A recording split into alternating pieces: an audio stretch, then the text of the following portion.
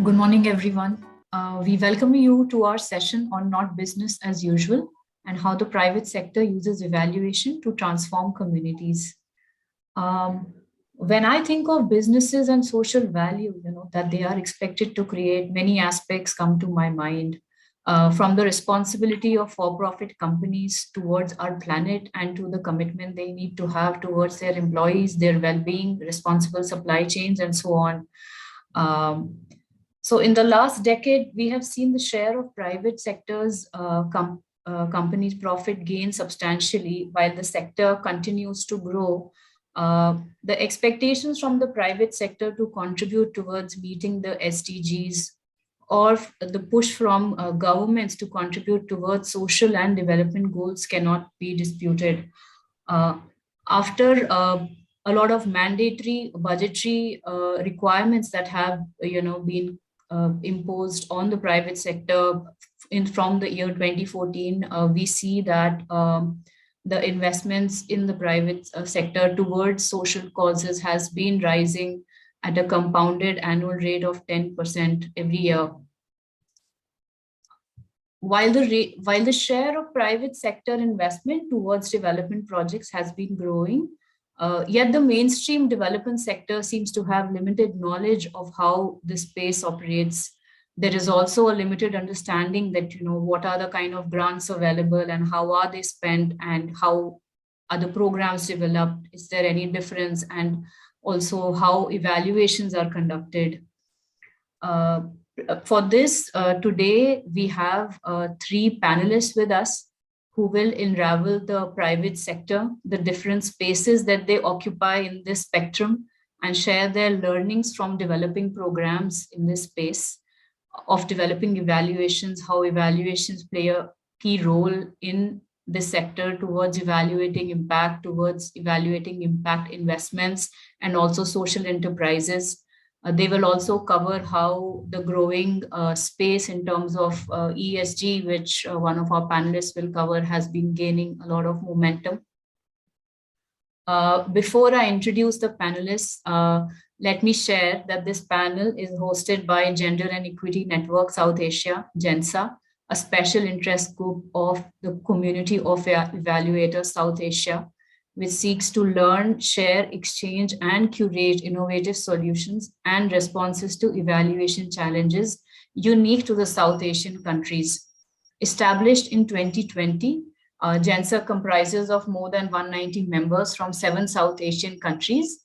I am Neha, a core group member of GENSA and the moderator for this session. I'll quickly introduce our panelists today. We are joined by Ms. Rekha Srinivasan, who is the CEO of United Way of Hyderabad.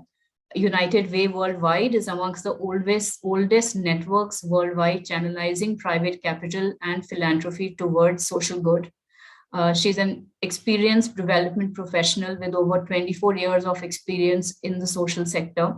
She's skilled in NGO management, fundraising, project operations, and is passionate about the rights of vulnerable and livelihoods of the poor.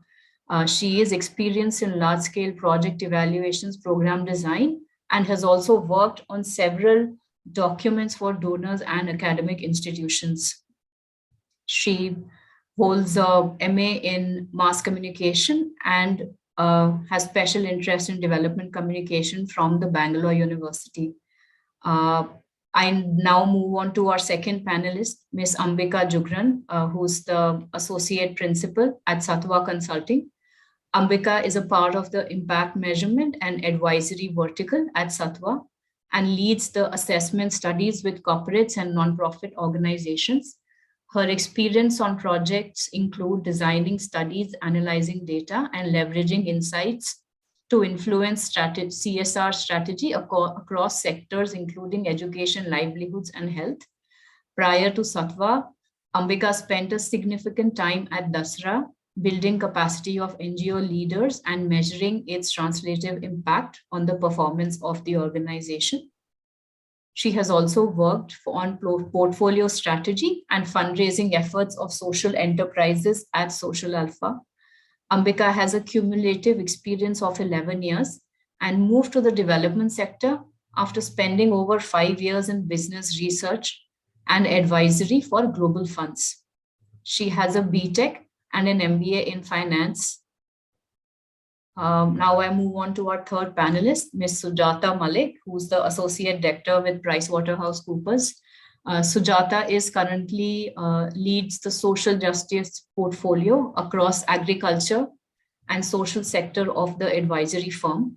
She has 23 years of experience in the development sector, focusing on the most marginalized communities, which include youth from vulnerable backgrounds, women in formal and informal sectors, indigenous communities, specially abled, and children in difficult circumstances.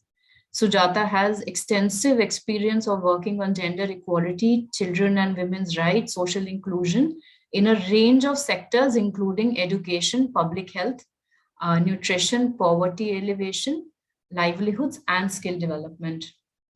She also has expertise in the area of research analysis, M&E, advocacy, training, capacity building, OD, program management, and behavior change communication. She has engaged in projects commissioned by national and state governments, international development agencies, bilateral agencies, including the UN, ADB, and NGOs. With this background, I welcome all our panelists for today, and I request Rekha to please share her presentation with us. Over to you, Rekha. Thank you, Neha, and GENSA for inviting us to share this insight, a little bit of experience that we've gained over implementing and managing CSR grant. My presentation is going to be mostly focused on it, but just to set a little bit of a context to people who are not from India, from other countries where probably there is still no legislation around, making corporates actually share part of their profit to the sector. I think we should understand this entire discussion from the perspective of role of law in the entire philanthropic space. So when law interfaces with the actual act of giving or doing good to the society, what could be the scope and the limitations? So I think, therefore, it is still relevant to others who might still not be implementing or be related to the CSR Act itself. So I've got a very short presentation, but otherwise, I think I'll predominantly speak from the experience that I've had in, mentoring, grooming, advising many corporates in how they need to manage CSR grant. I'll just share the presentation screen with you. Very briefly about what United Way is. So we are a global nonprofit. We have a collective experience of more than 130 years in the philanthropy space, mostly actually helping corporates in actively being involved and doing effective work in the philanthropy space is where United Way has been. We are present in about 40 plus countries across the globe. We are mostly centered around cities where corporates have businesses. So therefore, we are present in over 1,800 locations spread across these 40 plus countries. We have a very decentralized governance structure. So each location has its own governing board, predominantly governed by the businesses, leading businesses in that location and influential people.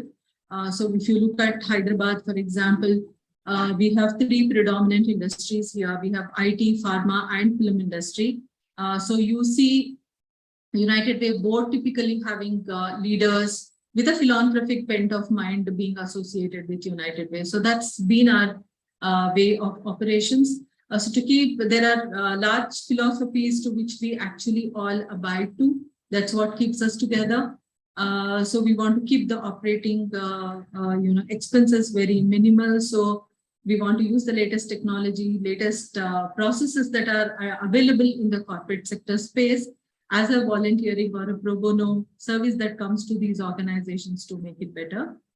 In India, we've been in operations for about 34 years now, mostly present in most of the metros, and Hyderabad itself was, started in 2010. Largely like because of the ancientness of this organization, like how old we are. So we've been part of the growth journey of many of these Fortune 500 companies that are there recognized globally. Currently, about 280 of them partner with United Way for their philanthropic needs. So that's how close connections that we have with the corporate world. Annually, globally, we raise about 6.1 billion USD towards charity.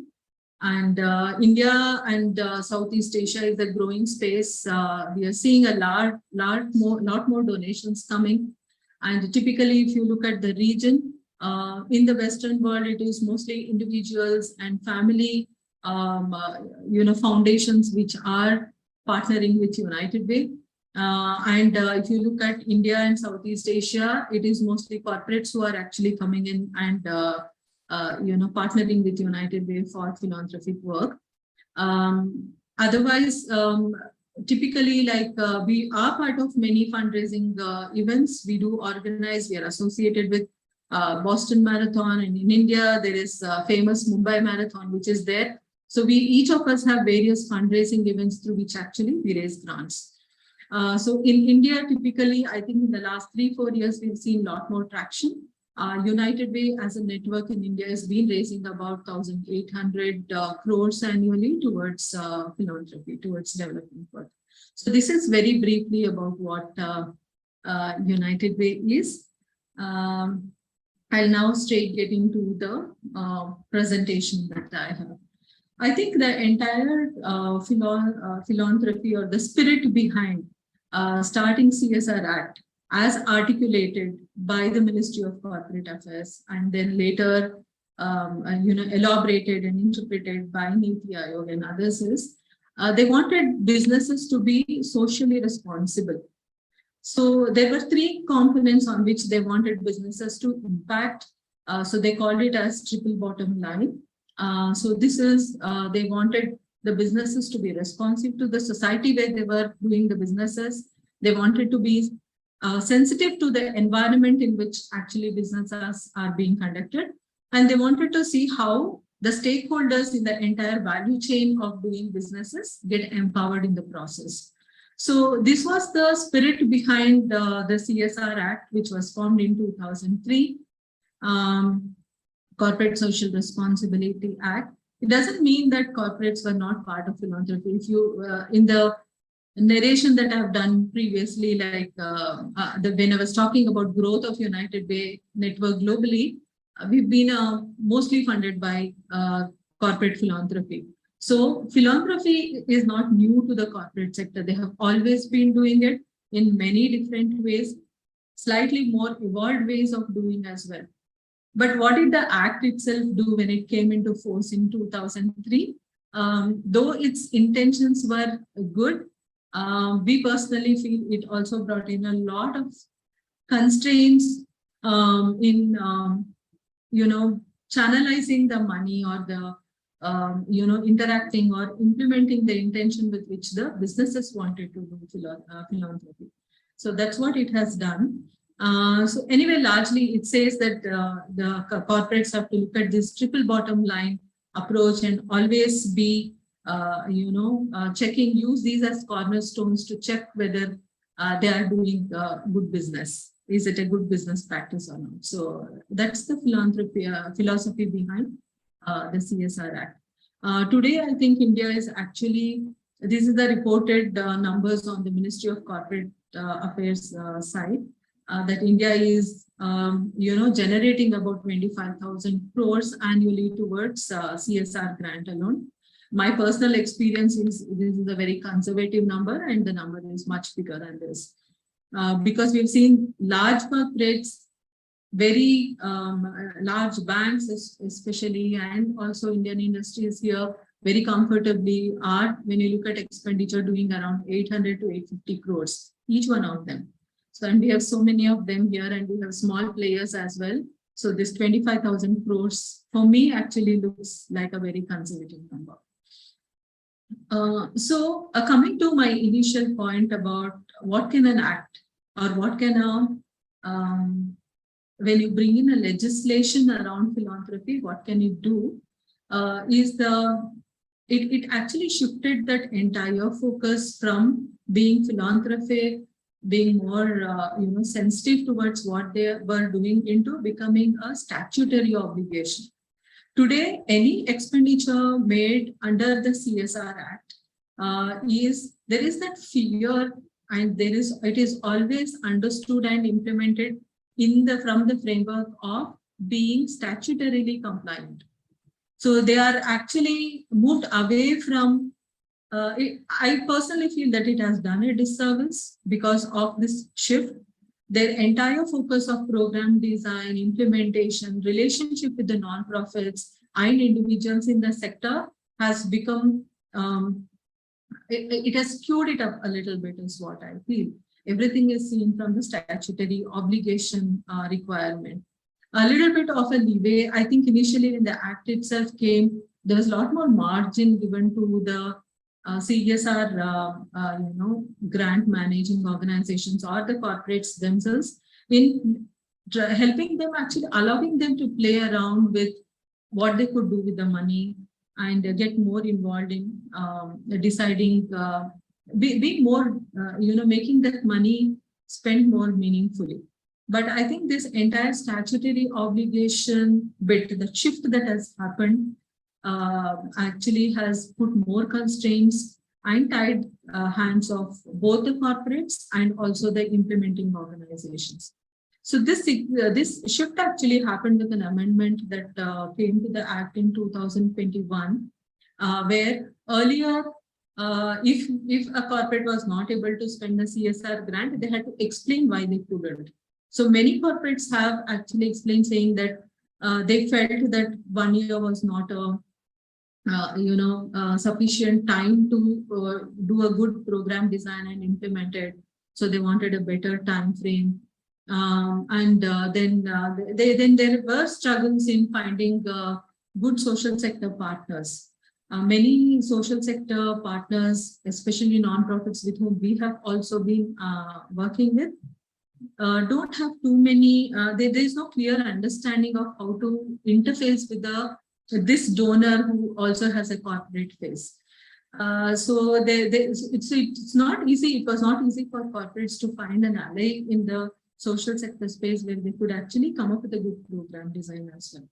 So from being a comply or explain kind of a mode, like I'll do my best, but if I can't, I'm ready to explain why I'm not able to spend money, to this amendment to the CSR Act, which came in 2021, has made it as a statutory obligation, and there are penalties actually being attached to not spending the CSR grant.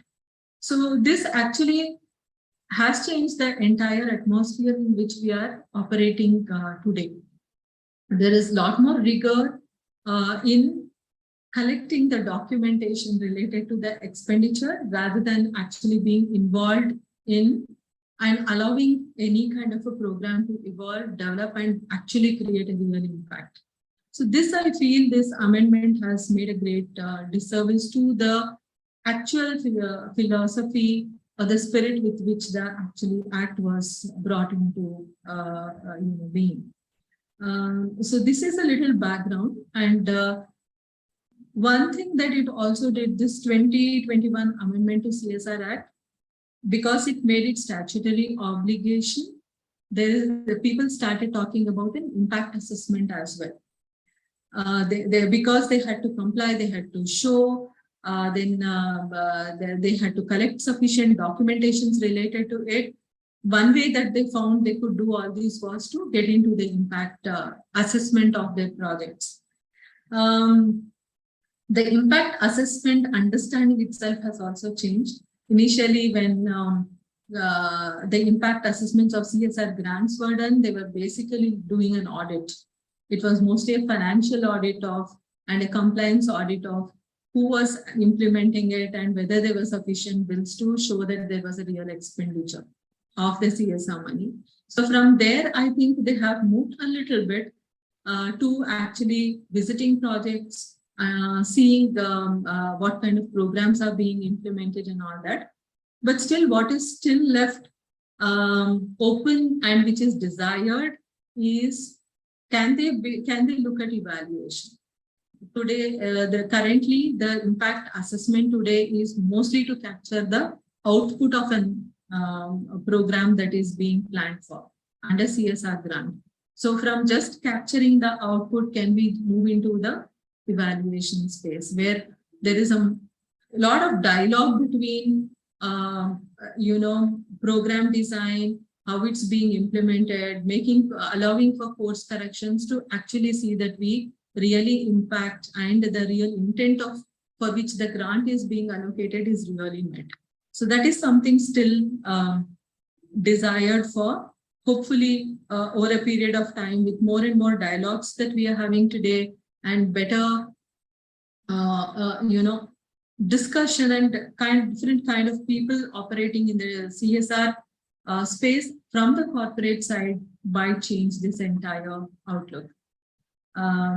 So this is briefly about CSR Act and important points which we need to remember, especially if we are looking at an impact space.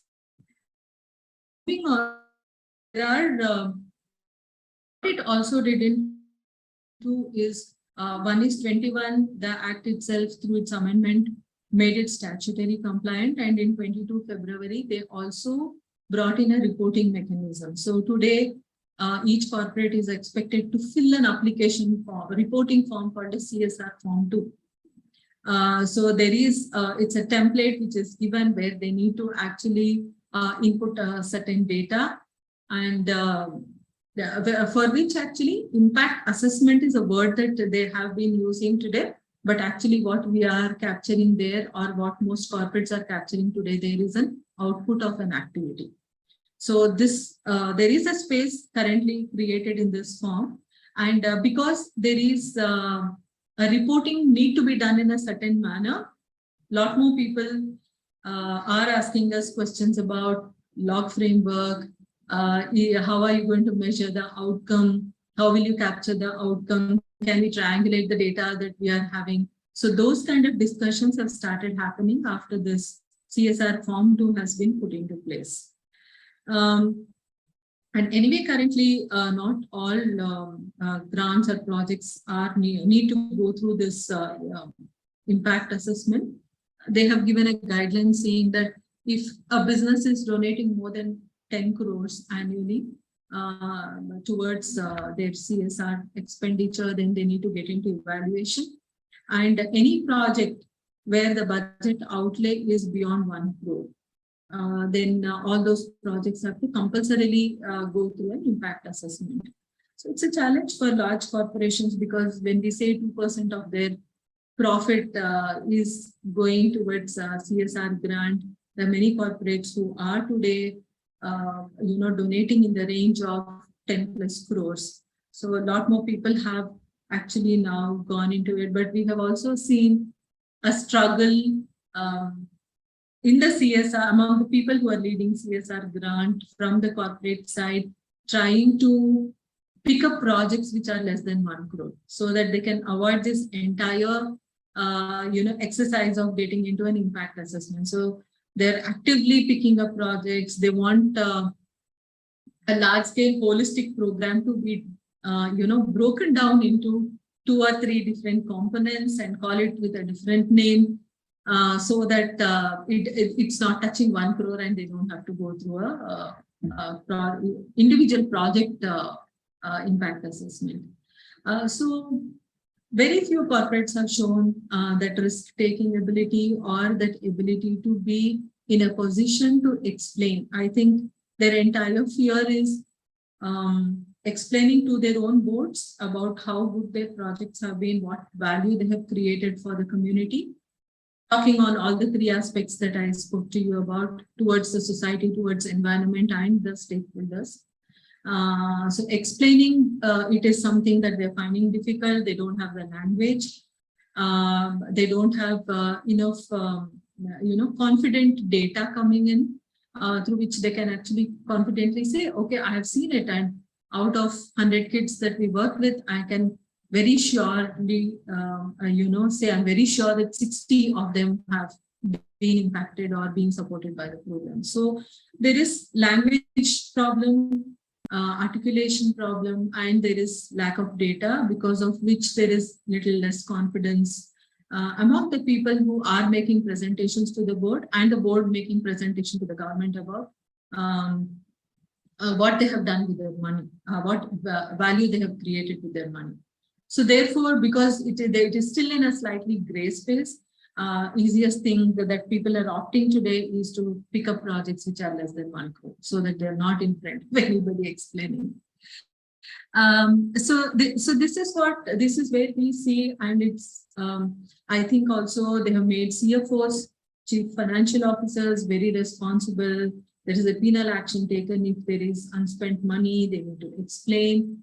Then there is board of directors who have to go in front of the ministry and explain why they have not been able to spend money. Or if there are questions asked about their program, they are expected to be totally aware of what programs they implemented, what impact they have created. So I think it's putting too much pressure on people who were actually benevolent, who I think very clearly, they said, we know how to raise money. We really want to partner with somebody who has an expertise in utilizing that grant more meaningfully. So we will limit our role to this, because this is our strength and these are our weakness. That there is a lot more clarity, and businesses truly believed in it. And they did take that approach. But I think making these people responsible and taking penal actions on people for not complying to something like that has actually put them under pressure. So I need to learn, I need to be very good at doing my business, managing my business, grow my business, and also to do very good community development work. So is it really,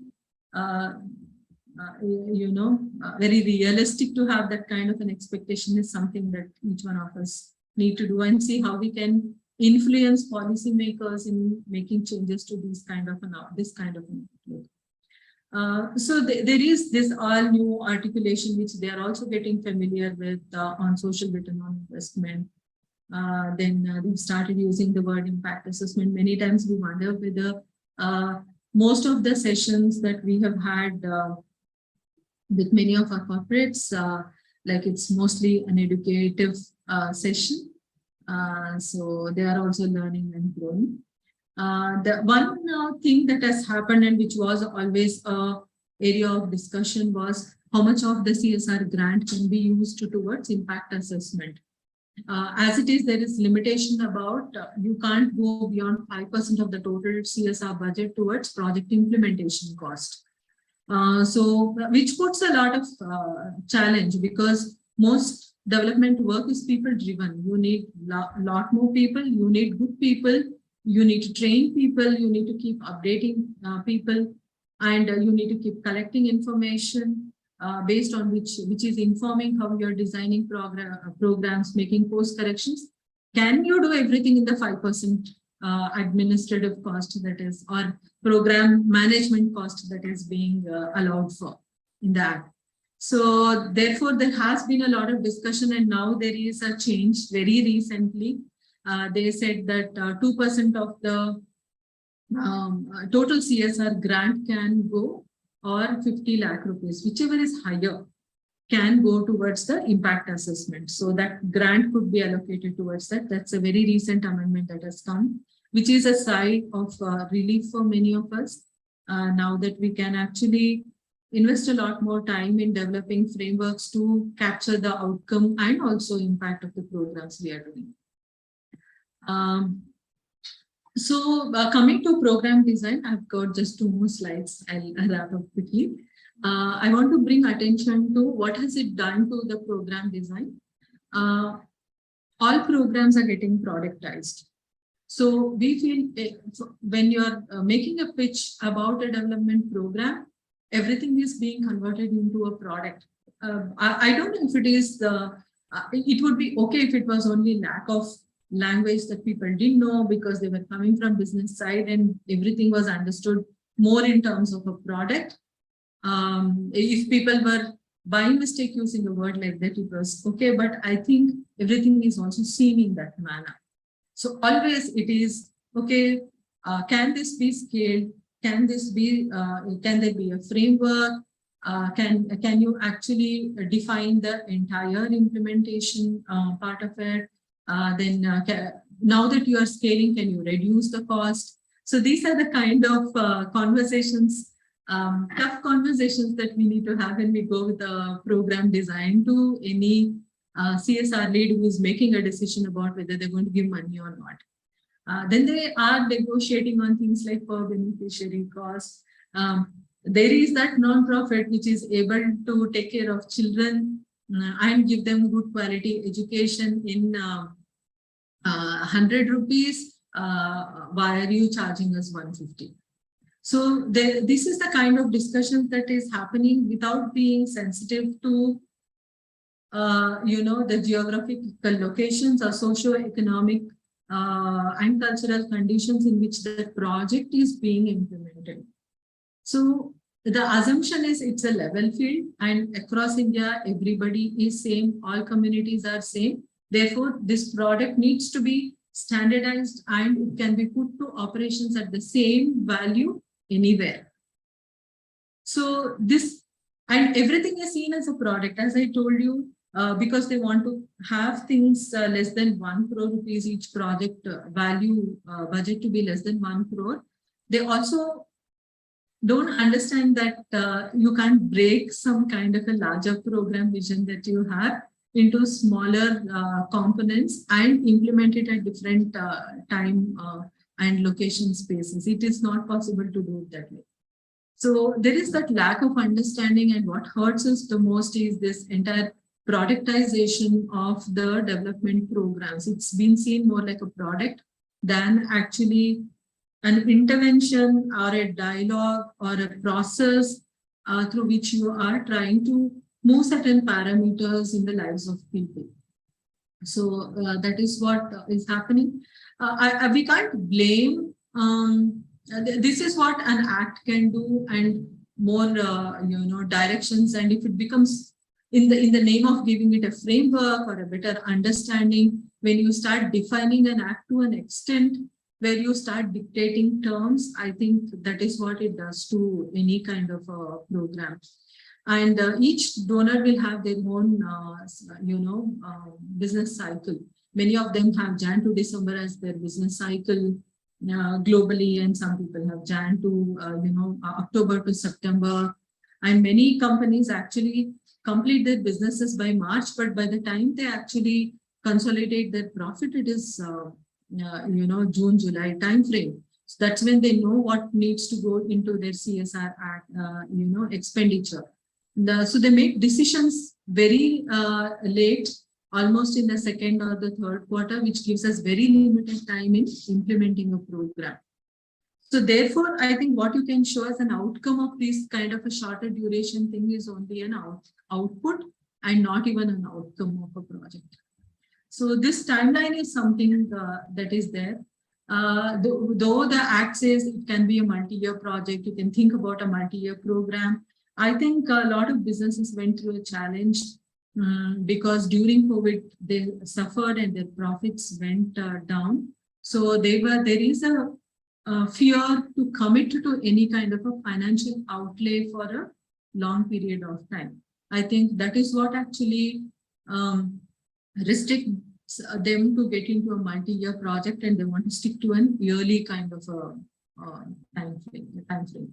So though there is scope in the act, but in terms of actually implementing it, it is really not possible to do with so many constraints that they have. The second thing is I want to focus on how this outcome is, output is captured.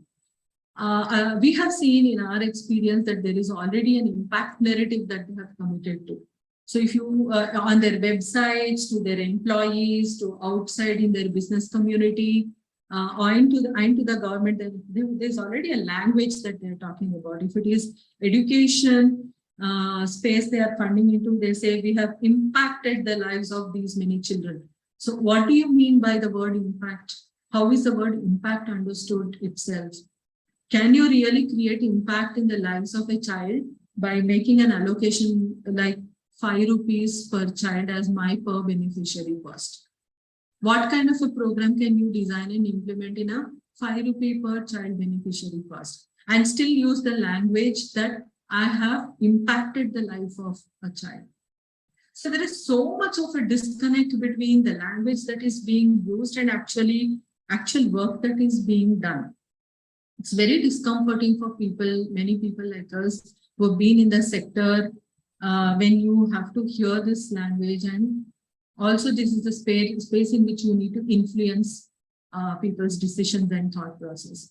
So this is something that we feel that the entire discourse around impact narrative, which is already committed. So an entire effort is always, okay, collect data to match the narrative that I have already committed to, rather than actually coming out with a narrative based on the data that I have already, or impact that I have created in the community. So this is something that we see constantly happening. And then there is always favorite girl child, then elaborating it to how they have empowered girls, the usage of words like empowerment, impact, and so this is very discomforting for anybody. And they say very tokenism. Even when they say we are working on gender inclusion, 60% of our grant goes towards projects related to inclusion and promoting gender equality. What are they doing there is something that needs to be, really thought about. And what we have seen is today, the entire ask for an impact assessment or evaluation, the word that they have been using without even understanding, is driven mostly from the statutory requirement point of view. Not so much like, I want to create a real impact in the society, so I need to build in an evaluation system starting from the program design stage, which is actually helping me with a very objective view of whether I'm on the right path or not. So that there is no such direction in which we are moving, and it's donor driven.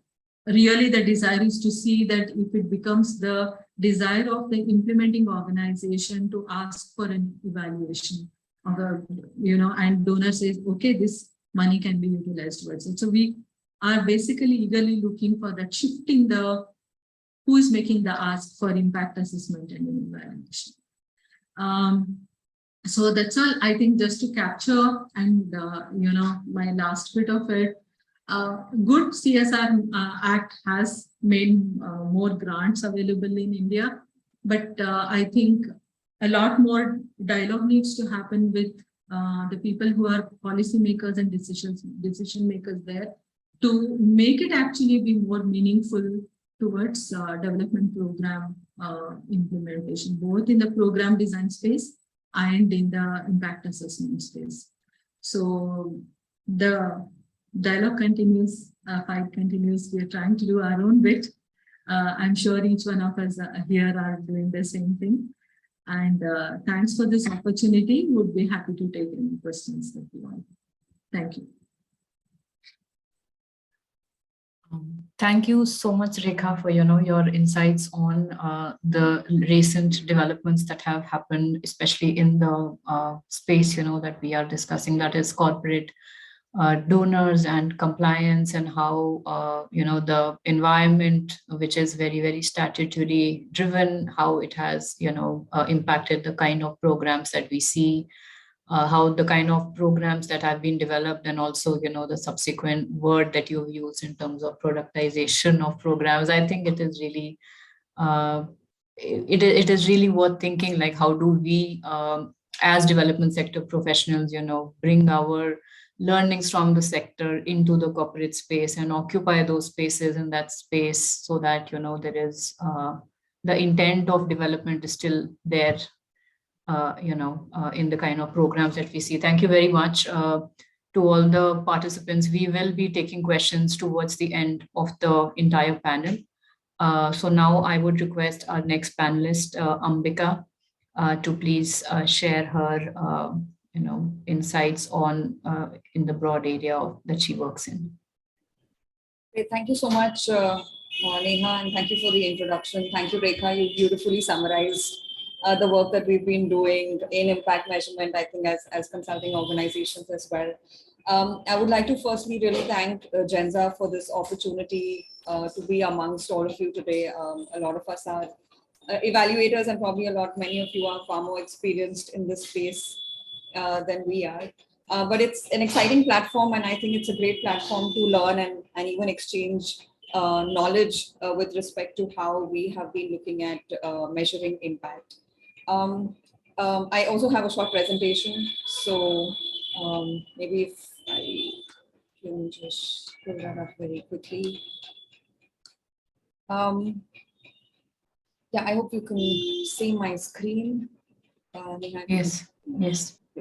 So just very briefly, I come from an organization which is called Sattva Consulting.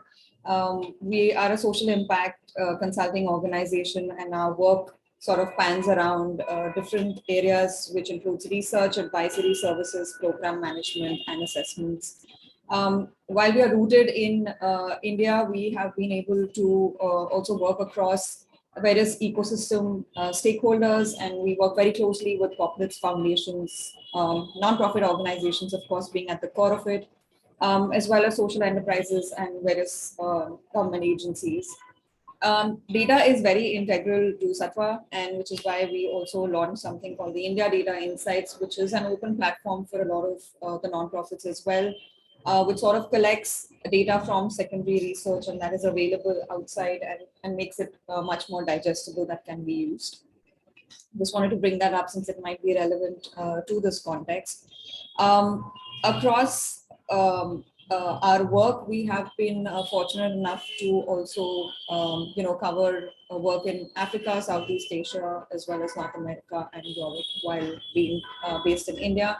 Our offices here are in Mumbai, Bangalore, and Delhi. So that's just a brief on Sattva.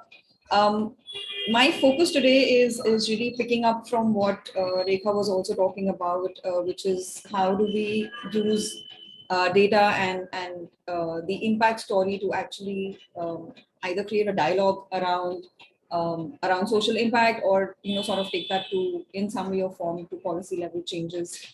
And I think, having been in the sector for a while now, one question that we often sort of are asked is, how do I know if I am actually making a difference? And that is something, that is one place where measurement actually comes into place. And some of the words that we often hear when we hear about impact is, is it positive? Are we creating sustained impact? Is it intended impact? Is it outcome led? And such things. And what becomes more interesting is that the way you measure that impact actually defines a lot of these things. So in some way or form, if we are measuring impact to monitor performance or monitor internally how we are delivering a program, if we are using it to build evidence, then it becomes more sustained. If we are using the data to make decisions, then it becomes more outcome led. How we are communicating that impact externally, and are we using the data or the information that we are collecting to sort of stay aligned with the mission that we have, and why we started this out in the first place. I think, interestingly, at Sattva, what we have looked at is that there is a way of measuring impact across the life cycle of a program. And, we've sort of just broken it down into 4 stages, which is one where you're planning, where you're in the planning stage, where you're looking at designing the program in a lot more detail. And then when you sort of start implementing the program and the design falls into shape. And then when you're, of course, implementing the program and post-implementation. In planning stage, we've of course noticed that while we do identify the need of the community and sort of understand that, okay, probably water is a shortage, or, skill training is a shortage. What we often miss to capture when we are identifying the needs in the community is the aspiration of the community. And that sort of becomes very critical when you're doing a needs assessment at the planning stage, because a lot of your program design will actually flow from that. And we believe that conducting a needs assessment, whether it's for corporates who are starting a program in any region or for nonprofit organizations who are probably either replicating their program in another geography or starting a new program, sort of becomes very critical, because at the end of it, this program is going to be based in the community, and to understand the needs of the community and their aspiration is kind of very critical. In the design stage, what we often say is that, it's important to design indicators and outline the process for continuous monitoring. So while we do capture enough and more information in terms of understanding, what is the outcome or what is the output at every stage, using those outputs or using those outcome measurement tools and matrices to sort of look at continuous improvement in the design, in the way the program is being delivered, is critical. And also looking at institutionalizing certain monitoring and impact tracking systems. Many times, simple things like a theory of change or a logical framework sort of get made at the beginning and then do not get looked at, for very many years.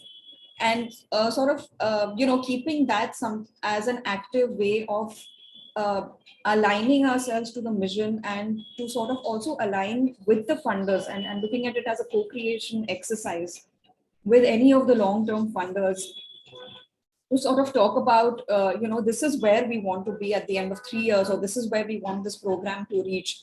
And these are some of the outcomes that we are looking at. And then this is how we will be monitoring it. Sort of brings in a lot more buy-in even from the funders. And it also helps the organization sort of strengthen what they are doing as a part of the delivery. In the implementation phase, what we have noticed is that evaluating the program design becomes important, which is to say that how effectively are you delivering the activities that you have planned to deliver.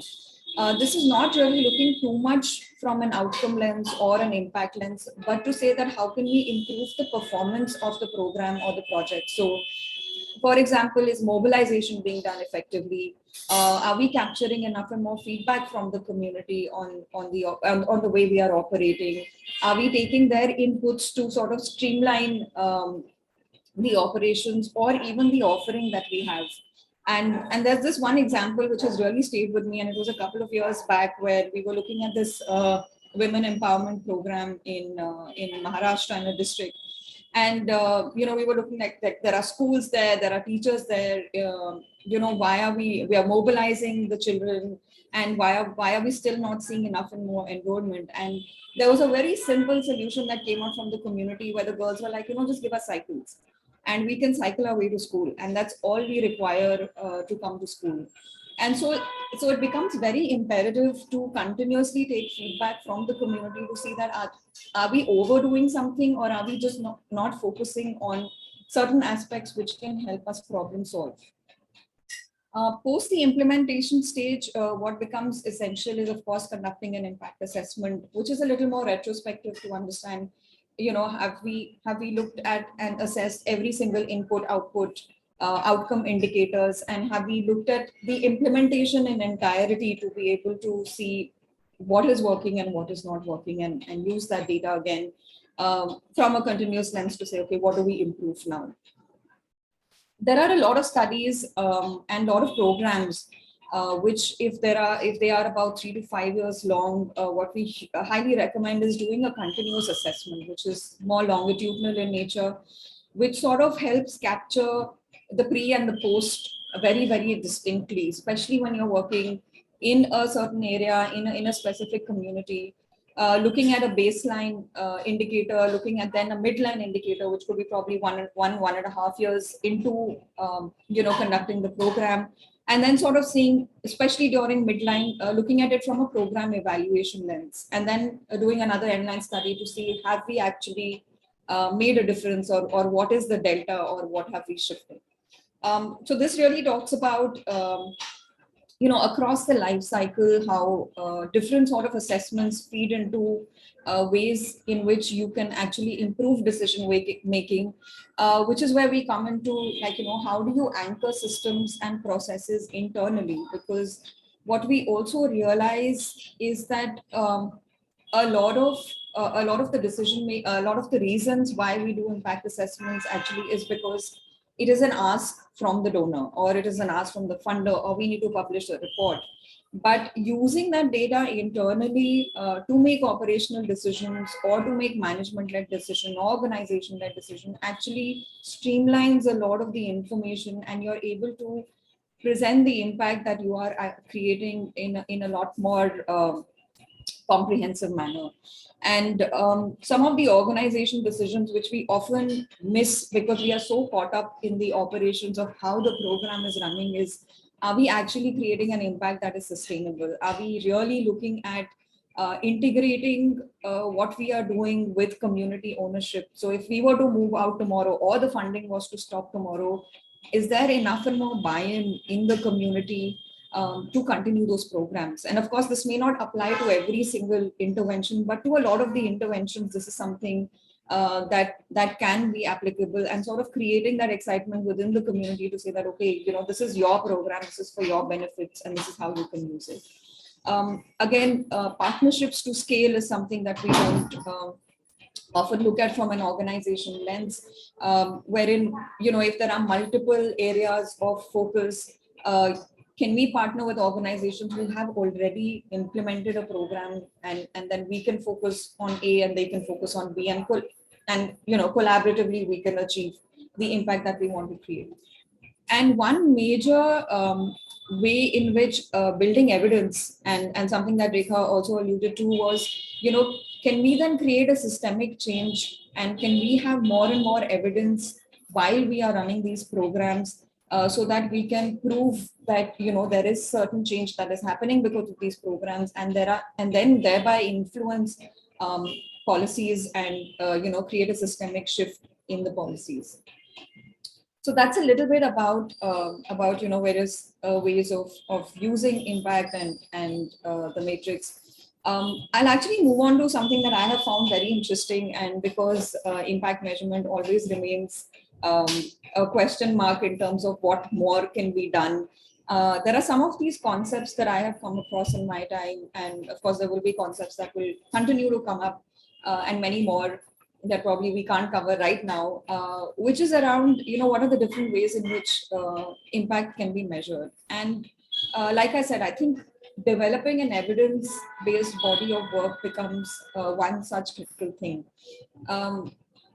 A lot of the organizations and a lot of the work that we do is sort of to also advise organizations to shift from measuring activities or monitoring activities in a lot more detail to actually measuring the outcome and the impact. It is like, for example, if you're running a STEM program, it is more about, okay, how many classes were held, how many teachers were trained, how many students attended it, what was the enrollment before and after.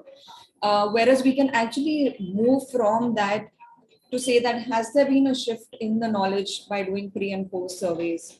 Or looking at have these students actually gone back to other students and shared what they are doing through a STEM program, and then has that led to a larger enrollment in the program? Or using an attribution lens to say that because our program was so focused on and measure it for say 15 children for a period of 3 years, to see what has been the actual change in their STEM knowledge or their learning, or are they actually now opting for STEM courses? Are they working in jobs that are related to STEM, and so on? And also another thing, and since GENSA really does focus on this, is, are we using a gender lens for measurement? And are we actively using that lens right from the design to delivery of the program? And so some of the study designs that we use internally, especially when we talk about attribution, is one of them being the case control design, which, gives you a little more clearer picture to say that if program has been implemented in, say, village A versus village B, what is the difference between the knowledge levels of those students? Or again, using a cohort based approach to say, if we were to take 15 students over a period of 3 years through this program, what, from where they started as a baseline indicator to where it ends, what is again the delta, and then what are they doing after that with that knowledge? Interestingly, gender lens, I think a lot of conversations and a lot of very interesting conversations around this keep taking place. Whereas we look at gender lens in measurement, we are also looking at gender lens in investment. And while there is a lot of gender disaggregated data that does get collected, during outreach, during mobilization, and so on, somewhere down the line, it sort of gets lost.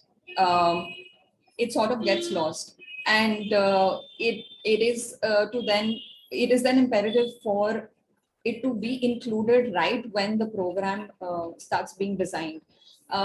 This is a very personal opinion and something that I have noticed, which is when we talk about a lot of the skill training programs, we see that we often capture how many girls enrolled into the program, or how many girls completed the skill training course, or how many girls were offered an employment after the skill training course. But somewhere down the line, we forget to measure what happened after that, right? Did they end up joining? Or if they did not end up joining, what is the reason for that?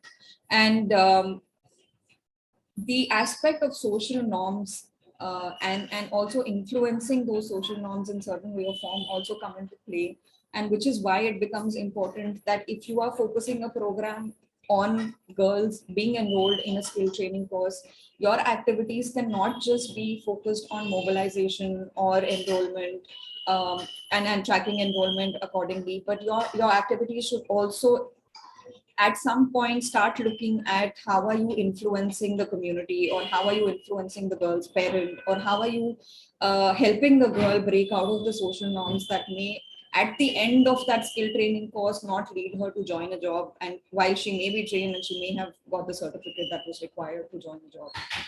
So that's a way of integrating gender lens in the design of the program, which is because then it helps you also define the activities that are very, very critical to lead to the impact and actually shift social norms in a way that it helps the girl in the end outcome, which is that she's financially independent, or she is empowered to take her own decisions.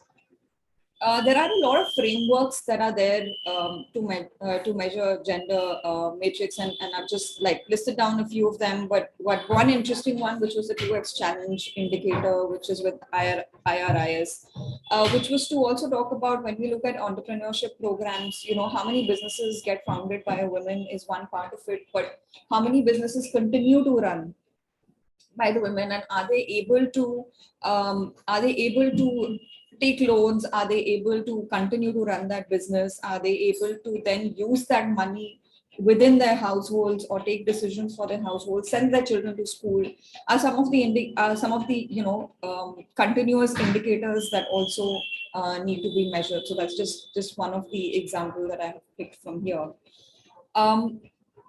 The other aspect of, in terms of newer concepts and something that etc. we have been focusing on is can you align impact indicators to the sustainable development goals, because these goals really do define where we want to be in 2030, and looking at each of the indicators and defining those within the program design also help you sort of align your impact to the larger sustainable development goals. One example of this is that you can have a program where you create awareness about scholarships, but that may not directly lead to quality education. Whereas a program that is focused on providing scholarships or raising funds and sending children to school through scholarships is more aligned to quality education. So breaking that down in terms of the SDG indicators also helps. Interestingly, there is a national indicator framework that has been developed within India, which sort of breaks down the sustainable development goals into targets and then sub-indicators and sub-indicators. which actually help you which actually make it a lot more tangible in ways that can be used, especially during program design, and more importantly, during internal monitoring and evaluation exercises. The other part, which again Rekha also did briefly touch upon, is using data for investment, and because there is now also a mix of social enterprises as well as non-profit organizations, this kind of becomes a lot more interesting, because can we actually capture a social return on investment? And while there have been various debates on this, which talk about, yes, you can, does it make sense? Is social return actually anything with apart from like monetary terms, and that's not why we are making an investment sort of a thing. But I do feel it is an interesting matrix. It's of course formula based, and there's sort of a ratio that comes at the end of it, which says that for every say 100 rupees invested, you got a return of 10. I personally feel it becomes interesting to know to sort of capture a return on investment when you're looking at livelihood program or skill based program, which is resulting in, or agri based program that actually result in income generation very directly. When you look at programs, say in wash or giving water, or providing sources that can give water to somebody, and then investing in that, I do feel the social return on investment sort of is a little gray, because one, water being a basic necessity is something that everybody should have. And then can you actually put a return on investment of that social value that or the social work that has actually been done? So not as an organization, but personally, I'm in a bit of a conflict when it comes to social return on investment. But I do feel that it is an interesting metric, especially when you look at social enterprises as well, because their model is very revenue driven. And then is there a way in which they can prove that they have been able to create a social impact by investing an X amount? Another thing that is interesting and is again picking up a lot more is impact measurement project, which is the IMP measure, which breaks it down into 5 indicators, which is what is the outcome the enterprise is contributing to, who are the stakeholders it is trying to influence, what is the extent of impact that they're trying that the organization is trying to create, and what is the contribution of that of the organization in leading to that impact. And then what is the risk? So what is the likelihood that the impact may not take place as intended, or there may be also certain unintended impact of the intervention, and how do we sort of capture that in terms of the contribution? Similarly, there are various other, a few more investment measures, which is the impact radar by bridges, the efficient impact frontier, which actually got modified in some way or form to the impact measurement project. There's also operating principles for impact measurement, which talk about different ways in which investment can be measured, different ways in which social return can be measured. And just segueing from this into the last topic, because actually was also lucky enough to spend a little bit time in impact investing, and I find that area also very interesting, because the way in which impact investing works, especially for social enterprises, is demonstrating a lot more investment, or providing a lot more investment to create products and solutions that can be scaled significantly. And something that I hope to see in future is a lot more social enterprises collaborating with non-profit organizations, especially when we talk about last mile delivery of these products and services, because non-profits really do have that strength and the community presence in which they can leverage. So there's this interesting article in SSIR which talks about layering for impact investing success. And I've picked this up from there because I found this very interesting. And I'll just take the similar example of STEM when we talk about this, is if you're creating a STEM product or you're building something with respect to STEM, say an app, What we often do capture is, how many times was my app downloaded, or how much time was spent on that application, or which what levels has the child moved on, if it's sort of a gaming app. Um, a way in which we can look at investments and building evidence would be to sort of start from a smaller pool of people, and especially when the app is being piloted, and it could either be a bootstrapped organization or an organization that is being funded, has limited funding, to sort of start building the evidence amongst that smaller pilot population and look at it from a larger learning lens. So if I am piloting an application, say amongst 20 students, can I, within those 20 students, start building the evidence and then sort of replicate that evidence and understand where the intervention is working or not working, and then accordingly, also use it in within strengthening either the application that I'm building or sharing it widely to say that for such kind of applications or for such kind of interventions, these are some of the reasons why it works or it doesn't work. And that's sort of a vertical layering to say that how can you then scale that solution using the evidence of from a smaller population. The other thing is looking at horizontal layering to sort of build evidence, which is when a lot of the funders, they actually want to support interventions that can at some point lead to systemic change.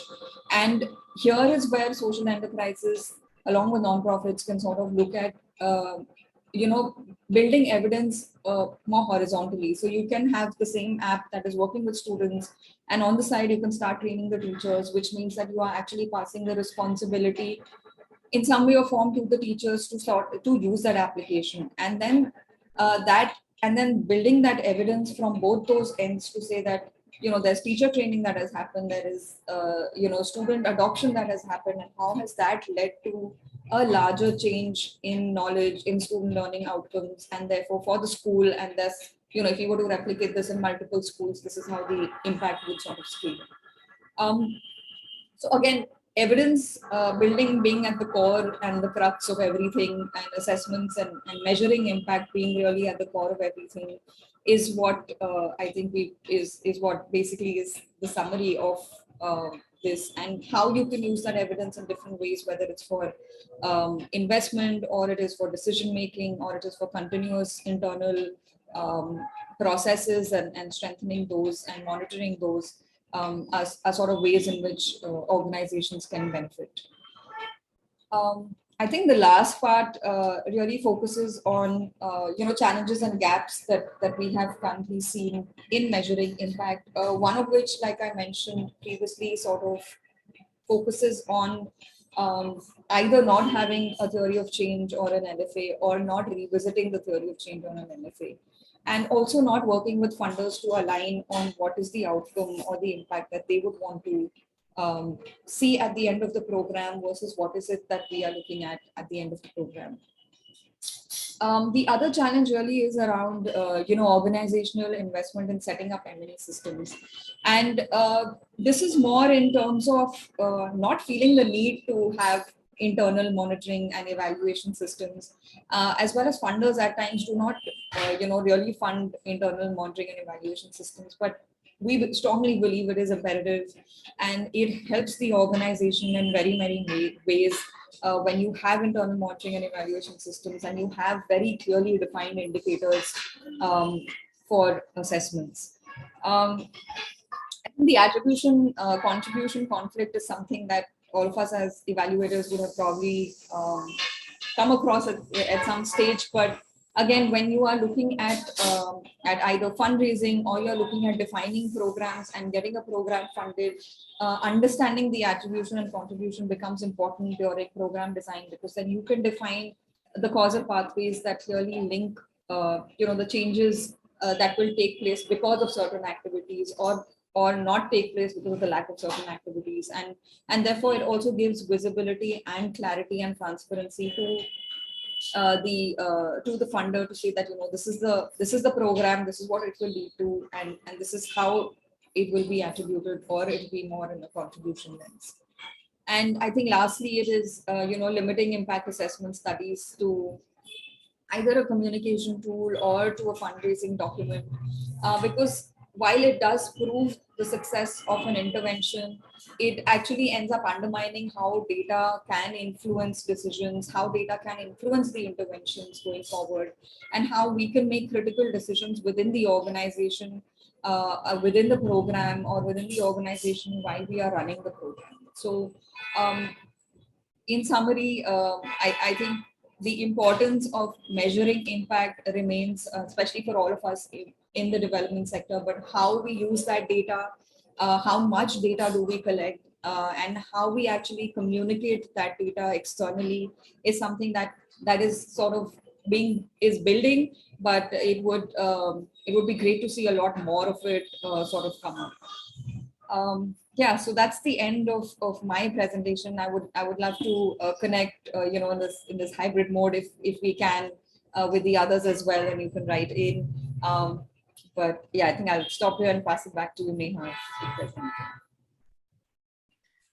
anything. Thank you so much, Ambika, for your presentation. I think something that is very new for the audience here would be their, understanding of layering of impact in terms of vertical and horizontal evidence building. And I think that is something that would be of interest, and also the fact that social enterprises also use evaluations, to build on evidence, and to also, and how there can be synergies between, the development sector directly and the enterprises, and partnerships that can forge out of, this mode, and how evidence is again at the heart of it, and how we can use evidence to build scalable models. So yeah, thank you so much for your time. And now I request Sujata to please go next, and thank you. Thank you, Neha, and thank you, GENSA and COE for this opportunity. And of course, would like to thank my previous speakers, Rekha and Ambika, because they have really set the tone for my presentation, talking about CSR, which has long been one of the key, platforms where development sector and private sector interacted.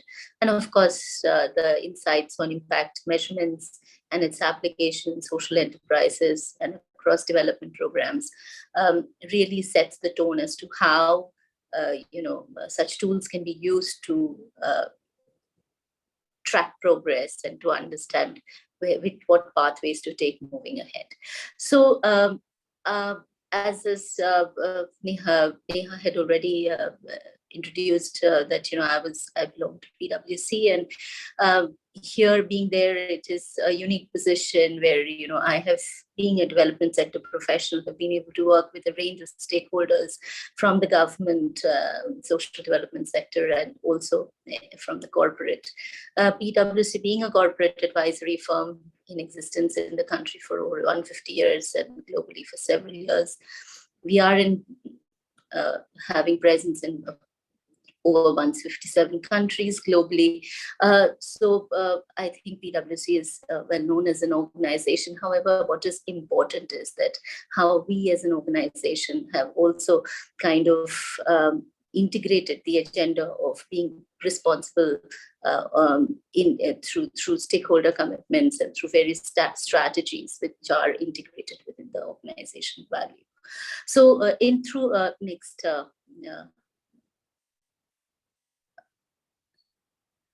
So moving ahead, I think I would like to start saying that, as an organizational strategy, we are globally talking about a new equation, where we are talking about, as an organization, that we are bringing in a community of solvers, where we are talking about diversity, which is important to solve global problems, development problems, so that as a collective, we can see sustained outcomes. Neha, I'm not able to see my slides on the screen. Are others able to see my slides on the screen?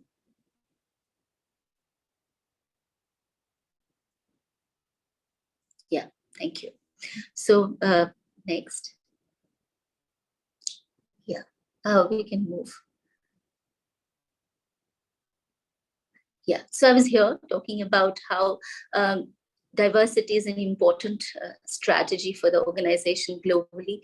And it is important that there is diversity in solving important global problems as a consulting organization, and how that yields and results in sustained outcomes and makes a difference to the stakeholders. Next. This has been always reinforced by global and country leadership, where as a business, we are unlocking value for shareholders, stakeholders, and the wider society. So while previously we have heard about CSR being an function that organizations, the corporations had taken that approach to contribute to society. Now I think the dialogue has widened and the platform has widened, where this contributing to society and social development is embedded in organizations' functions and core values. Next. So, I mean, just given that equity is a core theme of the conference, we just wanted to say that, this is central to our operations. We track performance across leadership, engagement, various schemes and, programs that are run through various cultural contexts to ensure that there is diversity and equity and inclusion in our organizational performance and functioning. Next. Coming to the core theme of our session today, I thought it'll be important to look at the various models of collaboration that has been in existence over the years now between private and the development sector, which really target social change. And if you go on to see that, private sector has always consciously and unconsciously contributed to social development, climate change, poverty alleviation, because it creates jobs, it creates innovative solutions for people to adopt. And of course, they have addressed various other development challenges. But, Ambika has already talked about impact investing, private sector development. There is also the model of public-private partnership that we have been seeing over the couple of last decades, where, government has partnered, collaborated with private sector to kind of capitalize on the social infrastructure to be able to make it more efficient, effective, and viable for the community. So it's not really a new thing, but I think it is always evolving. And in my presentation, I think we will be talking a lot about ESG, which I'll bring into our next slides. But I think some of these precursors, like the PPP models, the impact investing, the private sector development initiatives by large, multi-development banks, multinational development banks, UN, has really set the tone for these critical stakeholders like government, development sector organizations, and private sector organizations to work together. Next.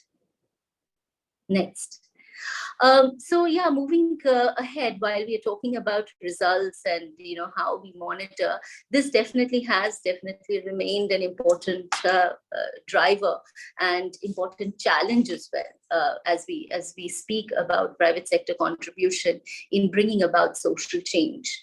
And we do see increasing interest in tracking progress, to see what works, what doesn't, and why. And this has been largely driven by the critical stakeholders of the private sector, which includes government, local community, employees, suppliers, customers, and even competitors. So we already see an environment where the private sector is conscious about seeking feedback from its critical stakeholders to see how they have done and fared in bringing about value in its stakeholders and community. Talking about gender, I think it is also a new shift that we see that, while of course not all countries, all cultural contexts, they are on the same plane, but we do see that gender smart investing is something that is emerging as a growing area. And several examples, like one that I have cited in my presentation in Nigeria, where IFC has been investing on CEOs of companies listed in Nigeria Stock Exchange to where they are implementing gender smart solutions to ensure that leadership and employment and entrepreneurship is possible. Next. So you see, when we begun, initially, historically, there's always an environment of mistrust between civil society organizations and business organization. And we clearly see a shift. We do understand, and as development sector actors, that it is important for us to collaborate. Especially SDGs have given us, all stakeholders, a collective framework to kind of work together. The SDG 17 particularly talks about partnership and collaboration, which is important to ensure that we achieve the goals. A huge investment is required globally to bridge the gap in achieving the target 2030. And we do, and it has been, the evidence is there that, if corporates and private sector organizations are investing, then it's easier and it's a smoother path to achieving the target.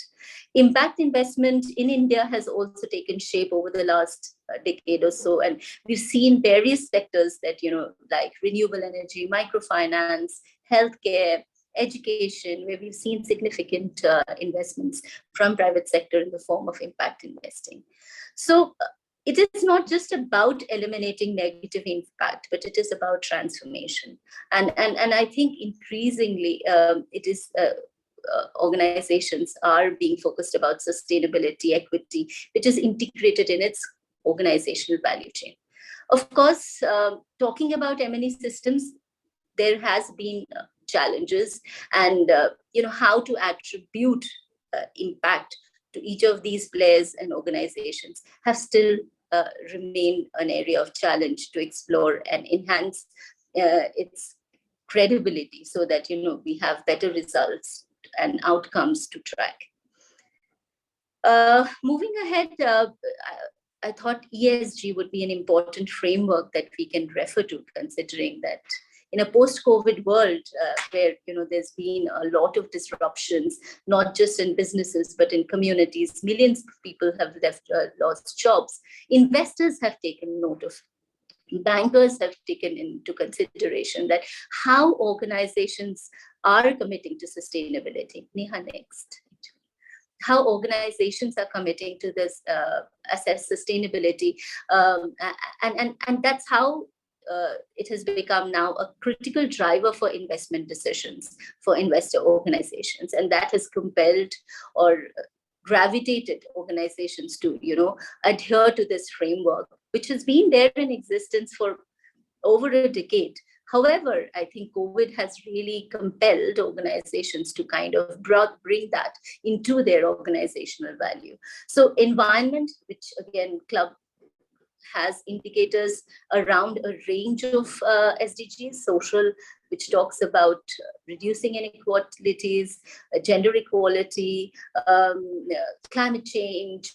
All of these elements have been brought together within the ESG framework, which the organizations can follow in their own in their organizational value and practices. It has not just created a range of opportunities, which include skilling and reskilling of workers to adapt to the newer changes, to ensure that there are clean and inclusive jobs. Unproductive government infrastructure can be used for social impact ventures. Diversity and inclusion is championed, so that women who have really been impacted in this situation are included in the process of change and empowerment. And safeguard the interest of affected people. This has really created a significant value for it. Companies. It has created a brand value, an environment of trust, and created a platform for inclusive growth. And of course, it has reduced risks as well.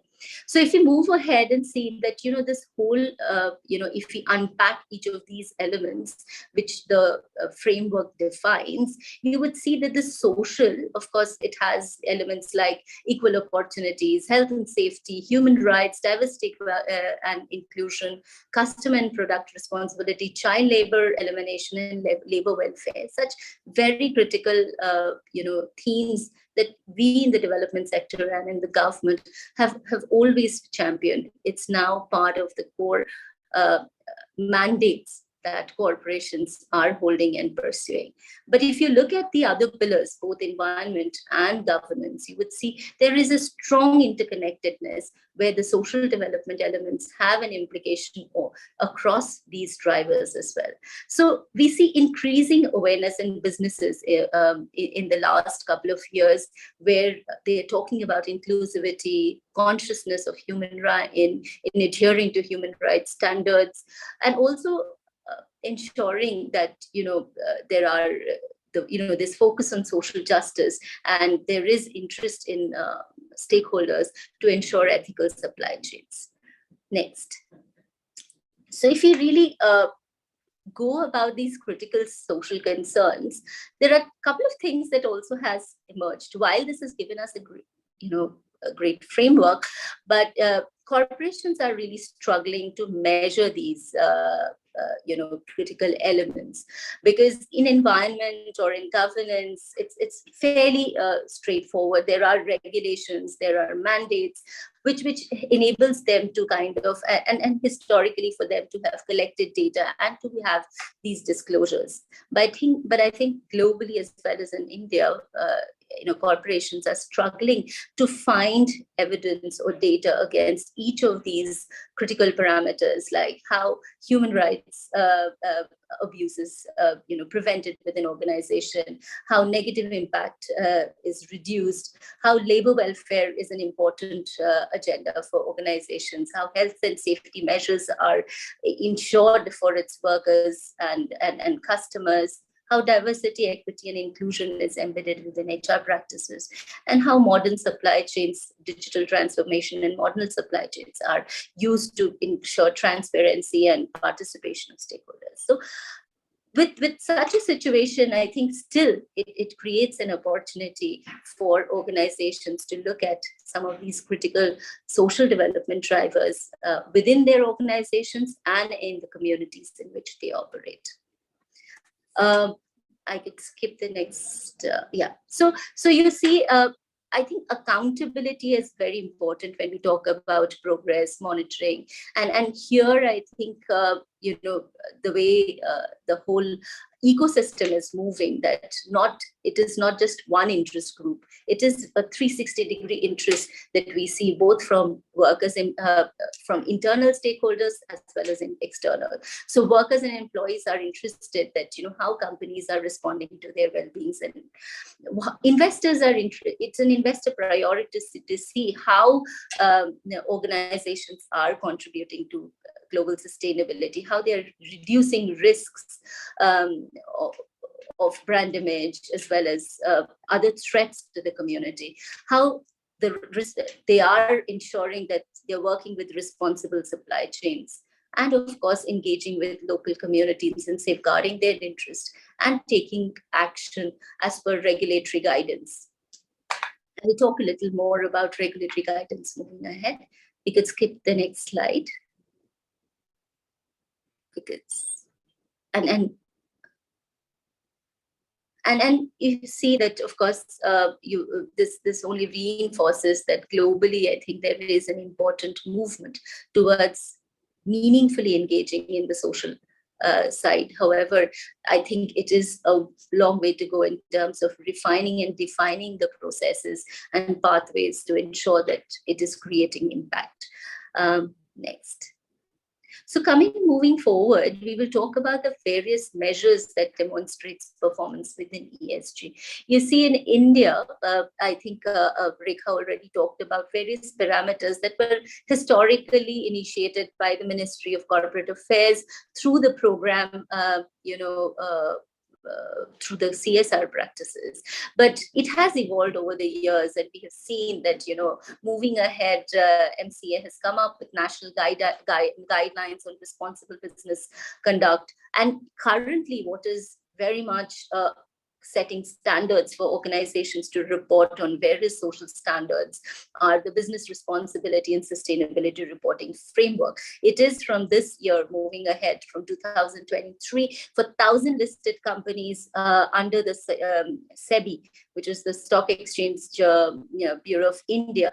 they would have to compulsorily and mandatorily report on various critical social indicators. And, on the extreme right side of the slide, you would see that some of these, indicators which are now considered to be material, which has financial implications, talk about labor management, health and safety, community relations, inclusion of people with disabilities, equal pay, things that honestly many of us in the development sector did not think would be the core values in the private sector, which are embedded and now practiced, reported, and disclosed by organizations.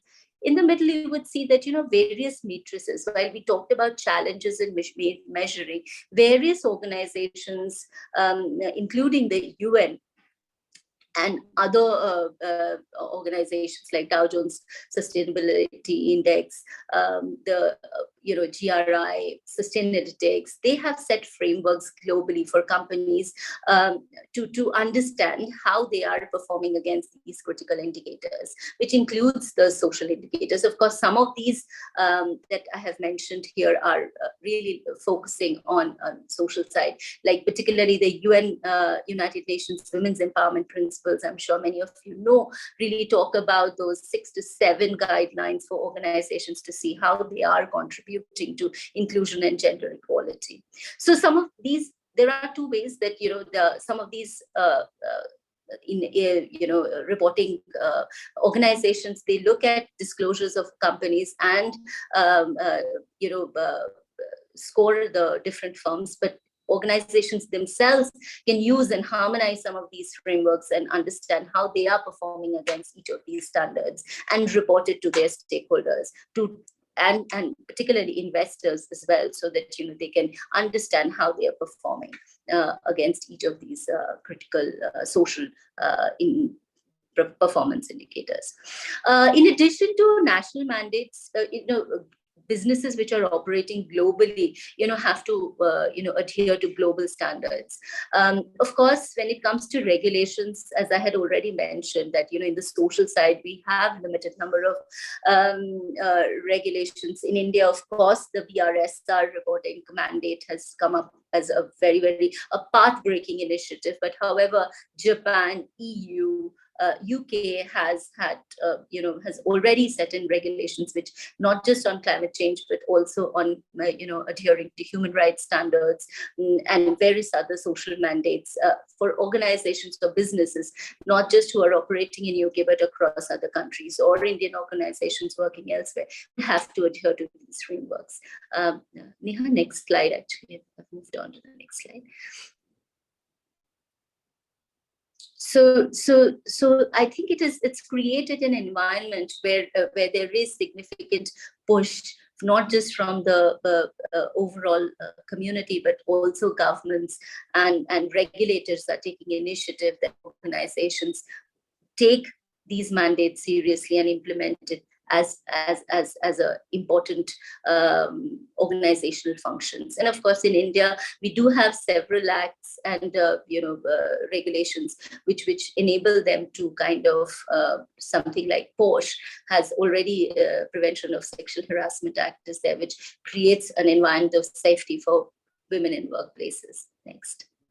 So next, talking about diversity and inclusion, I think it is a critical time where, organizations who worked on women's empowerment, talking about gender equality, understanding processes and methods as to how this can be embedded in systems, processes, communities, and organizations can work together with corporations, because this is the time. It's reporting is just to report, but what about how to achieve those targets, how to achieve these goals is something that they are grappling with. Of course, there are standards that are set by, organizations. Largely, we see IT organizations have performed well, as opposed to organizations who are in mining or in extractive industries, who have been historically have not been able to include all genders. I think there we have tremendous scope to work together, large infrastructure organizations. While, technology has remained an important product in solution that we can bring to people, there are ways that we could mentor work with respect to understanding cultural diversities, a paradigm for recruitment, enabling a career path, and how to include differently able people, women and others, and to how to innovate so as to ensure participation of all genders in the process of development. And of course, to measure impact on DE&I. These are the areas that we feel that which are very critical for our development sector players to work with the corporations to bring about transformation. Next. So these are some of the examples, some unique work that has been done by various organizations, like some hospitality industry players have, worked closely to ensure that, people, they recruit people with disabilities in various functions of their operations, while Wipro has, taken an initiative to relaunch the careers of women who have coming back after a sabbatical or after a maternity break or after taking a travel break, and a host of other initiatives that are already there as good examples. However, I think these examples are really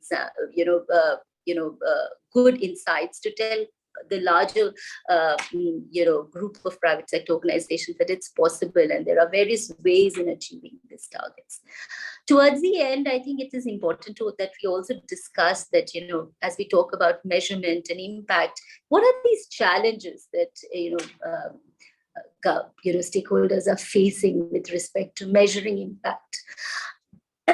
I think this is evolving, and I think it is important to remain in the journey with the focus to see that, moving ahead, it is going to be important to not just report, not to understand what we have done. I think Ambika also talked about processes, but also focus around what impact it has made, what different social outcomes it has achieved. It is evident that there is weak evidence building or evidence creation for such functions within corporations. Many a times, investment on robust M&E framework is something that has still not been rationalized and adapted in such organizations. And also, there is a perception that profitability and development outcomes may not work together. But I think there's been now immense example, and especially with the socializing and championing of ESG, it has increasingly become clear that these are very intertwined, and sustainability also means business. And of course, if we again focus on diversity, equity, and inclusion, I think there are several challenges that, there is uncertainty around the data that is collected within the by the HR departments across various components. These are evolving. They're collecting data, so they don't find historical data. Sometimes the image that can be portrayed by if the data is disclosed is often not flattering. Sometimes it is, some organizations still have outdated understanding on DE&I, while they are not updated on the latest principles that are championing these concepts. And of course, they're struggling to inspire. I mean, the how to measure and what to measure and whether to disclose, both quantitatively and qualitatively. Towards the end, I think I would like to kind of end with a message that, transformative partnerships around the SHG and creating business models around it through multi-stakeholder collaborations between businesses, governments, and civil society is extremely critical to advance the SDGs. And measurement can also provide a pathway to set goals and attract impact investors. Again, in one of our reports on diversity and equity and inclusion of PwC, there are three pillars or three approaches that have been actually suggested, where it says that an inspiring narrative needs to be built, a story needs to be told by the company. And it's not just story, but it needs to be data-driven and data-driven in its approach. And it is not just a report, but leadership continually should reinforce and make it public about its commitment to drive these development mandates, including its commitment to drive the agenda of equity and inclusion. Thank you, and would look forward to any questions from other participants. Over to you, Neha. Thank you for helping me with this slide presentation. Thank you so much, Sujata. I do feel that the entire area of ESG and how you have shared, the synergies and the linkages that exist between how we see the mainstream development sector, but also the emerging need in the corporate sector as well, abiding by a framework such as ESG to really meet, the environment, social, and governance structures would be a great area of, work where all of us could probably, collectively think and collaborate on. So thank you so much for bringing your perspective on ESG. I think it is really new, and also something that the audience here would like to learn and understand more about, as it's still in a much more nascent stage in the country. And also, so thank you so much for your insights on that. I would now request Sonal to share, to probably share some ideas and questions that have come up, and her insights or from the panelists. So over to you, Sonal. Thank you so much. I believe there are a number of people in the lobby who are listening in, and there's some confusion about joining, because unless they join, they cannot ask questions or place their comments. So apologies for that. We were trying to sort it out and inform them, but I think it's not worked very well. However, it is being listened to by many people in the lobby. So it's really a fantastic privilege for GENSA to have put together this panel, and we've been working very hard to have a corporate private sector voice in the field of development. And it has been sorely lacking, in spite of the fact that, as we learned from Rekha, more than 25,000 crores are being spent in the well-being of people and planet for the SDGs, and that's a common goal for all of us.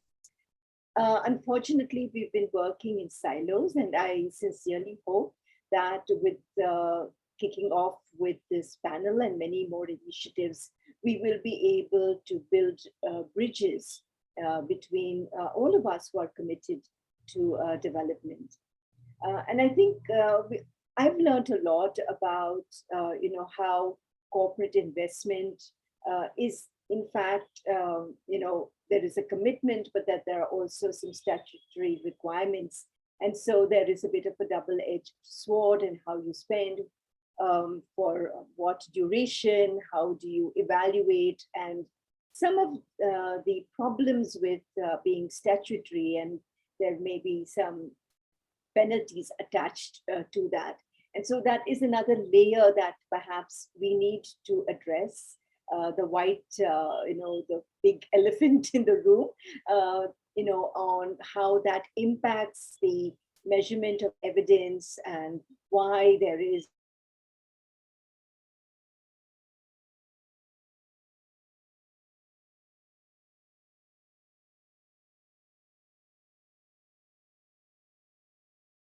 that in a bit. But I was really excited to learn about gender investing, ESG, just to name a few of the, the work that is going on in the corporate sector. I just wanted to highlight a few takeaways, for consideration for the panel, for those who are listening in, is that I think what was very positive is that we are all seeking evidence and to explain our results, and that it's a requirement whether we talk about private investors or we talk about funders, donors, from different countries and foundations that the development world relies on. So I think there is definitely a commonality that we are all seeking evidence. We all want to provide results. Maybe the gap is in our lexicon, the language. And for example, taking the word impact, which we have talked of quite a lot. So the development sector spent a great deal of planning and evaluating, things like the logic model theory of change, which I also see that is widely used in the corporates. And so over years, we've developed our own terminology for inputs, outputs, outcomes, and impact. And so we use impact, in a very specific sense. But clearly there are multiple connotations emerging from the ecosystem that each one of us, knows of. So there is a very complex impact narrative. I also must be very transparent in saying that in the development sector, too, we have a white elephant in the term of impact, because the RCTs, the randomized controlled trials, they look at impact in a very attributive sense, whereas many of us look at it as contributory. And so there are issues within the development sector and in the understanding of what is impact. So there are some common terms also, if they're not exactly the same, but we have also struggled with. So you have the SROI, the social, the return on investment. We struggle with the VFM, which is the value for money. And I think it's also a bit of an ideological issue. You know, it's a bit top down, because I'm providing the funds, so I need to know how efficient it is. Or perhaps we need to reframe it as a rights issue, and that we are merely duty bearers. So there's some thinking, and that I think all of us need to do. So the first takeaway that I would say is that we need to harmonize, or at least understand, the different lexicons that we are using for evidence, and to have a learning bridge between both the development and the corporate sector. The second area that I wanted to touch upon is about the resources. And I think it's really important to understand that there are restrictions on expenditure of programs in different ways.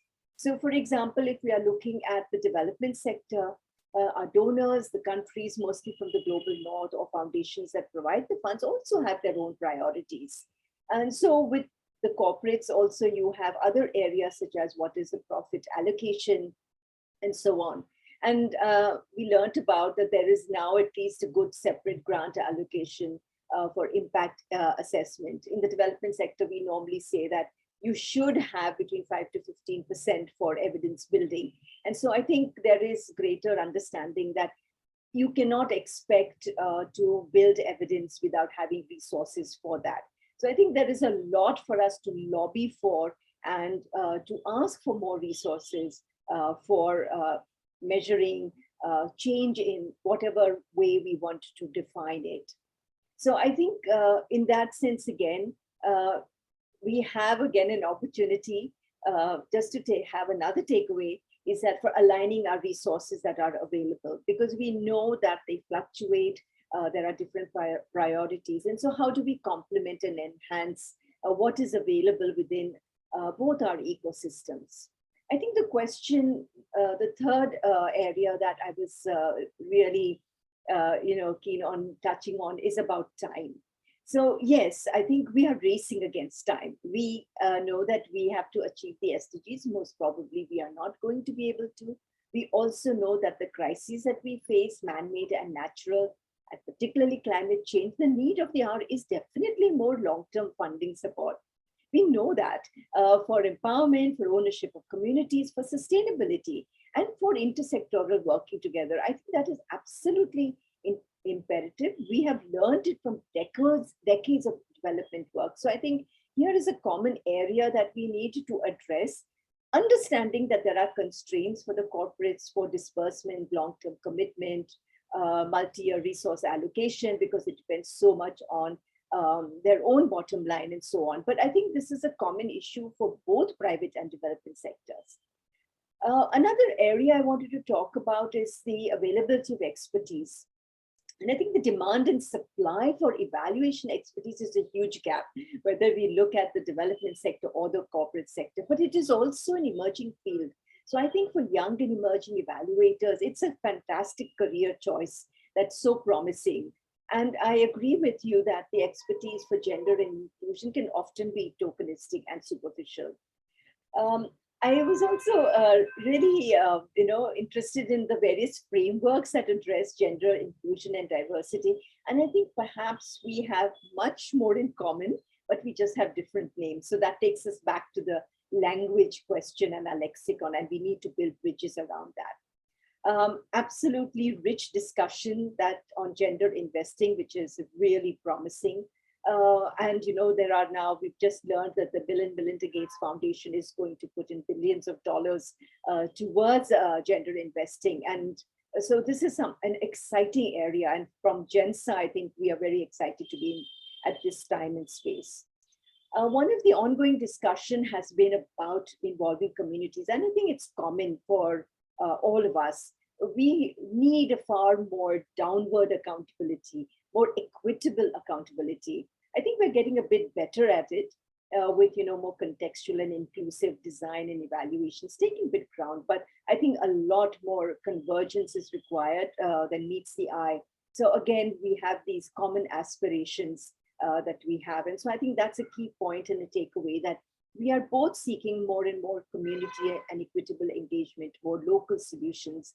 And I think sharing learnings is a great opportunity. I think about evidence building. I think we have a lot to learn from the development sector. Corporate spending is about the bottom line, achieving results and monetizing the services and goods that provides. So yes, we definitely need to understand this ecosystem, but we also need to understand the good business metrics that you have in place. For example, performance management and measurement is commonly used by the private sector. So what can we learn from the development sector? And I think we have a whole range of measurement options that give us so many opportunities that will allow us to use our data and ensure that it is used appropriately in our journey to understanding change and impact. And I think evaluation has evolved, still evolving. And I think it would be great to share our own journeys, to talk about our milestones, our debates that we've had over the years, so that private investment does not have to reinvent the wheel. We know that social change is complex and good intentions are just not enough. So some of the issues, I think, as we go forward and that we need to address, not just the risks and barriers in investing in projects and programs, but the long-term benefit of investment, and to perhaps innovate on how to measure, how to match the methods of inquiry of evidence at different stages of investment. I think this would be a very interesting area of work for the evaluation field. I think we also need to acknowledge commonly that our current measurement systems are really struggling to capture the complexity of intended impact. We look for effects on our programs, and we find unintended effects and impact somewhere else. So I think we are struggling with the same issues. And before I end, I just wanted to touch upon something that's very dear to my heart, which is ethical issues in evidence building, and who the data is for, who owns the data, who validates it. And it's very much linked to the program design as well. Who's the project for? Who's left behind? Who decides? And these are very common questions for both development and corporate sectors. I think it reminds us that we are in a privileged position, either as funders or knowledge brokers as evaluators. And the question is ultimately, so what? What is the output, but what is the change? What sustainable difference does it make in people's lives? So I think common to both is that we need to get the perspective of the end user, our target population, and that has to be embedded in our evaluation process to address context and to value the local wisdom that we are talking about that exists in our communities. So what's the way forward? Surely a convergence between the two sectors is not optional anymore. I think there is a clear intent for a better future and for a social transformative change. So we do have a commitment to make a difference. The good news is that resources are available, though they may be tucked in different places. So I think operationalizing this common intent that we have, it shines a light on converging and learning. But what we need is to enter each other's spaces, to be more organized, in our ability to meet, to dialogue, to find these common platforms and not to run parallel.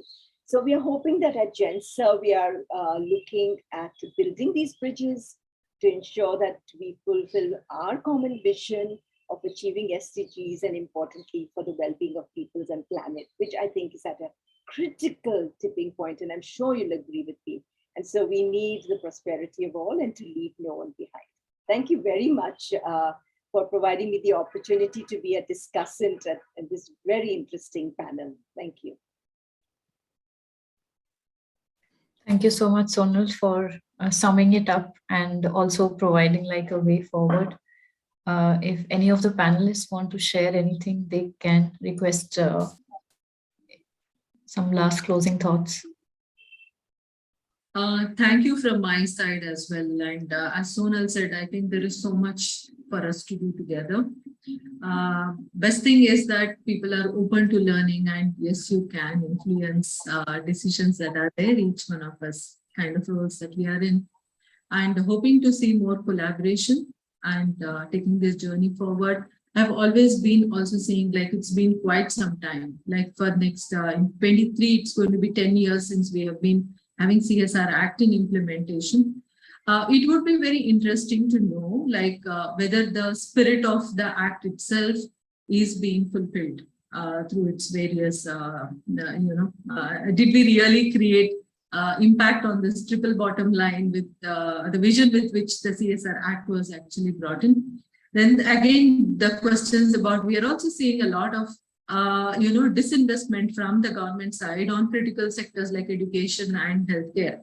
The larger understanding is that, okay, it's all coming from CSR money. Okay, it's corporate's responsibility to put in money there. So what's happening to taxpayers' money? So it would be interesting to see the trends on how investments are happening in the much needed focus areas, building blocks of people's life. Thank you. Thank you for the opportunity. Any other panelists would like to share? Otherwise, we could consider closing the panel. Thank you, everyone. I think, I think it's the spirit of collaboration that we can champion here and probably close that, we need to work together. And that is the commitment that we make as we leave the session. Thank you so much. Thank you, Sujata, Sonal, Rekha, and Ambika for a wonderful panel. Thank you.